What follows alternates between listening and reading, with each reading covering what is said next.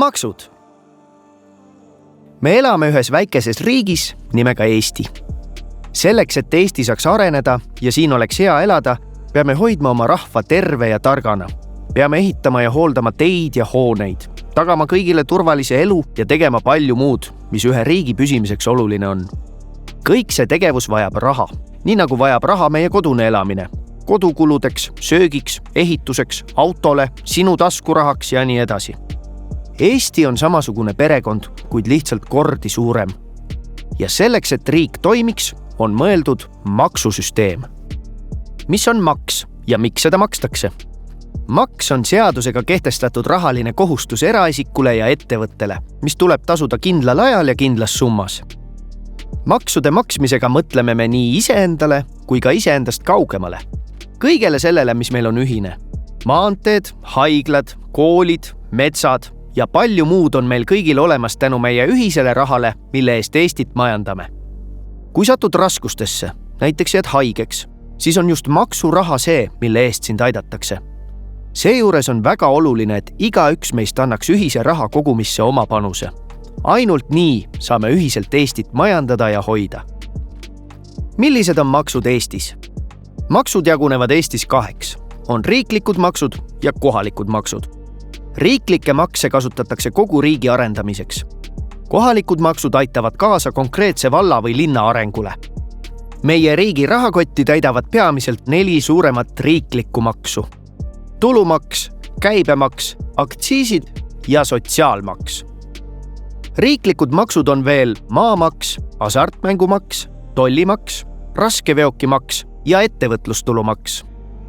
Kohalikud maksud, millega sinu kodukohta paremaks muudetakse, on näiteks reklaamimaks, teede ja tänavate sulgemise maks, parkimistasu, mootorsõidukimaks, loomapidamismaks ja lõbustusmaks. Maksud kogutakse kokku ja vastavalt sellele, kui palju neid laekus, tehakse plaane ja arvestusi, milleks järgmisel aastal maksudest laekunud raha kasutada saab. Mis on need 4 peamist riiklikku maksu? Tulumaks. Tulumaks jaguneb 2. Eraisiku tulumaks ning ettevõtte tulumaks. Ettevõte maksab tulumaksu kasumi jagamisel, ettevõtlusega mitte seotud kuludelt, kingitustelt, annetustelt ning erisoodustustelt. Ettevõte, kes maksab töötajatele palka, peab iga töötaja palgast kinni eraisiku tulumaksu. Tulumaksu määr on 20%. Käibemaks. Käibemaksuga puutume inimestena igapäevaselt kokku, kui maksame oma ostudelt käibemaksu. Käibemaks on lisatud peaaegu kõigi kaupade ja teenuste hinnale, nagu näiteks piima, leiva või bussipileti hinnale. Käibemaksu suurus on 0, 9 või 20%, sõltuvalt tootest või teenusest. Sotsiaalmaks. Sotsiaalmaks on pensioni ja arstiabi saamiseks vajalik maks. Sotsiaalmaksuga maksustatakse töötamisest ja ettevõtlusest saadud tulu. Sotsiaalmaksu suurus on 33% ja selle tasub tööandja.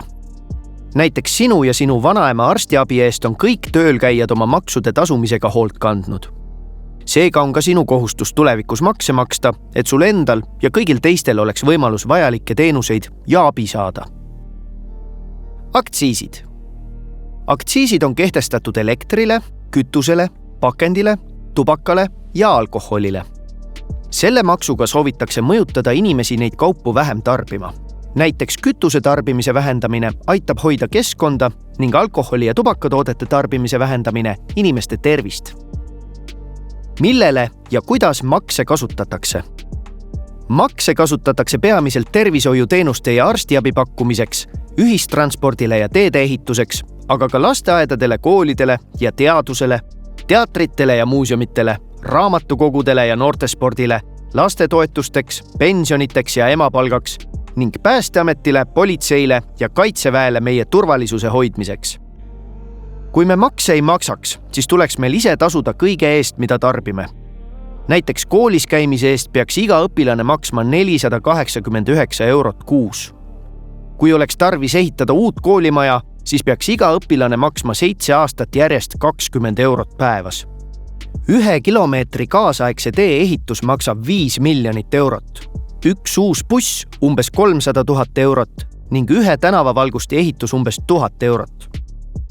Meie riigis on palju häid asju, mis tunduvad küll iseenesestmõistetavad, kuid tegelikult on need olemas vaid tänu heale maksusüsteemile. Tänu sellele, et me anname kõik iga päev väikese panuse riigi rahakotti, saab riik meie elu siin maal heaks ja mugavaks teha.